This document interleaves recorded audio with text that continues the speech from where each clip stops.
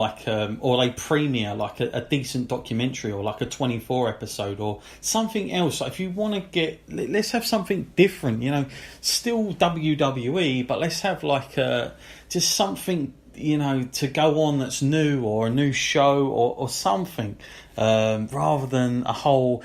I get why we have a pre-show, but 2 hours is incredibly long, and it's just pointless at this point. I mean, you think of any other things you watch on TV before, building up to something, whether it be soccer or I don't know, an NFL game, and even those can be long, quite winded, by the way. But even they don't do like a 2 hours worth before it. It's crazy to think how long they're trying to get people to have that sort of attention span for it. But not my liking on that one, to be honest with you, Matt. But nonetheless, let's go on to the main show then, shall we? Might as well give everyone a heads up. Of course, this was from the Barclays Centre, the fourth time, Matt, that's been there in a row.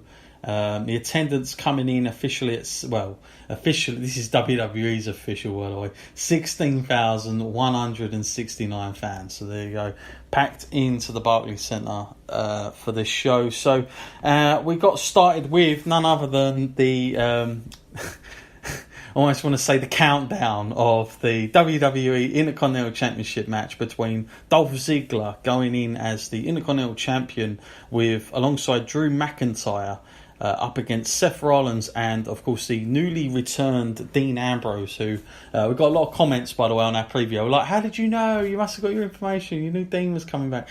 Well, there you go, folks. You heard it here first. We did say that on our pre-show that he might be coming back that night on Raw, and he did. So, interesting that they started with this match, Matt. Obviously, this was the main event from last month, and we know what happened there. I think, let's address the elephant in the room, Matt. Thankfully, the fans didn't do anything wacky with the countdown. There were a lot of photos and a lot of people on social media with T-shirts, by the way, saying, I think it's saying like Countdown Zig Zev, or something like that, some wacky custom T-shirts that were going around. And I kind of thought to myself, oh my God, there was somebody with a prop with a clock. So obviously they were there, but they didn't manage to get heard, and the chants didn't get going, and the Brooklyn crowd seemed like they wanted to support the match, Matt, and not go that way, because I'm sure it could have been quite easy to go that way.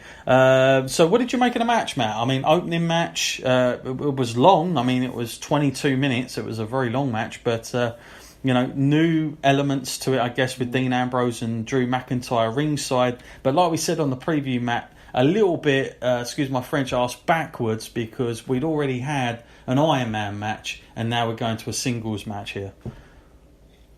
Yeah, well, this match definitely surprised me in a lot of good ways.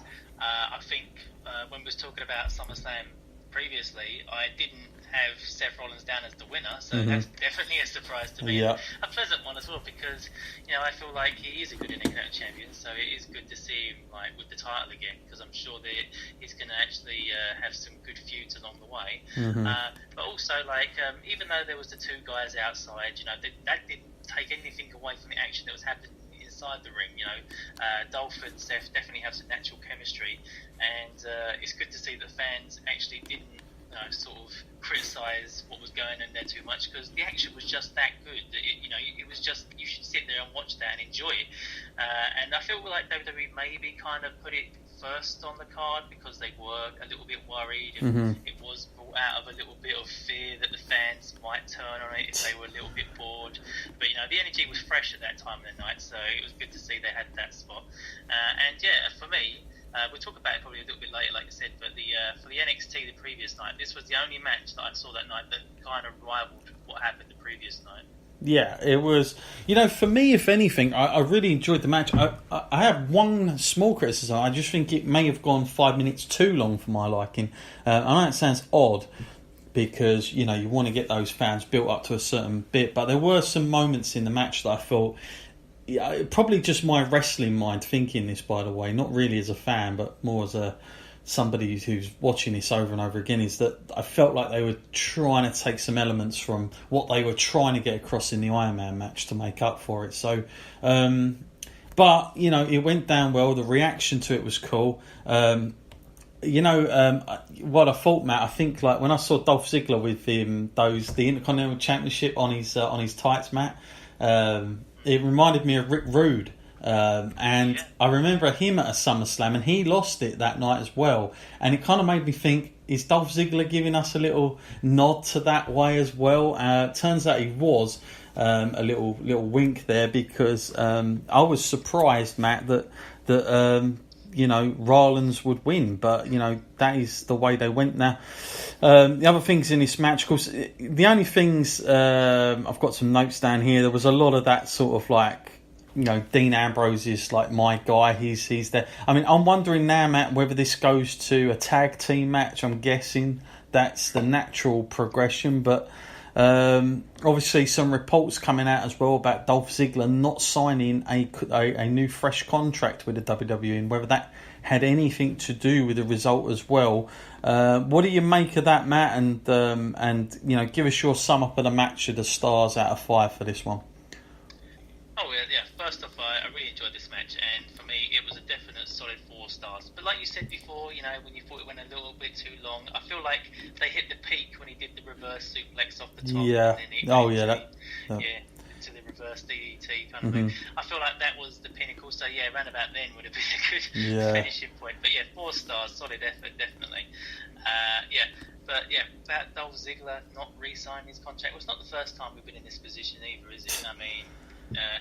Maybe it's a tactic he uses to sort of negotiate himself a good deal, but last time it happened, it worked out pretty well for him, didn't it? Because he was going nowhere, and then all of a sudden he did sort of get some good stories going and get some title opportunities. So maybe it's another sort of tactic like that. I mean, it's not something that we don't see a lot of these days. I mean, Brock Lesnar's definitely, he's managed to make a name for himself off doing things like that. Yeah, well, it's going to be interesting to see what happens there, like where it goes, in terms of that, because there is so much, going around at the minute, and whether someone like Ziggler, who I would imagine would do very well on the independents, I can't see why not. When you've seen some of the other success stories out there, so I'm sure he looks that way, Matt, because he's been in WWE now for a hell of a long time, so. How much further will he go? Who knows? But you can definitely see, if not, he's just very good at negotiating. But I've got to say, I wonder if this is now enough for him, and whether he's seen the likes of Cody Rhodes especially do pretty well for himself outside and earn some pretty decent money.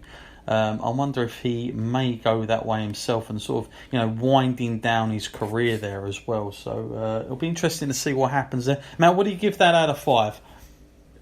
Oh yeah, 4 stars for me out of 5. I mean, 4. Great match, and I really did enjoy it. But like we said before, we've seen it maybe one too many times. It could have probably been higher if we had this instead of what we had at the Iron Man match. It probably would have been higher. Yeah, for me, I'm just going to go a little bit under there. This would have been a 4 had the matches have been the other way round and this feud meant something. I do feel like we went one extra match. I feel like the finale was last month. It was a main event match. So I feel like we're a little bit overdoing it here. So I think it would have been a 4 stars had that everything come together on that night. But on this night, it's nothing against these two guys because they went out there and they couldn't have done anything more. But for me, as a fan, I'm going to give it 3.5, almost a 4. But I just, it was kind of like we were going through the same bits all of a sudden, and that's the only thing. And when you've come out of an Iron Man match that had so many pinfalls in it, I mean, by 22 minutes, I don't know what the score was, Matt, but it was ridiculous, wasn't it? So, it's always silly, really, when they do that in Iron Man matches these days. I always think, if you look back at the original time that was done at a WrestleMania, Bret and Shawn, not one pin in an hour, and yet look how exciting they made that. But now it's just like, well, half hour, we've got to make this, like, we've got to have at least 7. It's ridiculous sometimes. Never understand that. I almost feel like the concept of the Iron Man match has been lost. But this done well for a good kick-off for SummerSlam here for me. Really done what it was meant to do. So nice start there for those two guys. And definitely enjoyed Dolph's Intercontinental print of the belt on his thighs. Well, that was a nice throwback there for anybody. Then we go backstage, Matt, and we get the Bella twins. And they were being interviewed for their first appearance in months. I've got it down here as, and of course they plugged their new YouTube channel, Matt, and said how much fun they're having. Nikki said she wanted to see Ronda Rousey make history for some reason. I don't know where that come from, but and maybe a part of Evolution. So I don't know. Like I was watching this, Matt, and of course I'd heard some rumours that WWE are considering Nikki Bella and Ronda Evolution. So I kind of thought to myself, oh, is this just planting seeds? And now she said, oh, I want her to win. Can only mean she really doesn't want her to win, and all this sort of nonsense. So I was fearing the worst at that point for what was to come. But Bella Twins being involved last night, Matt, was that a little bit of a surprise for you or not?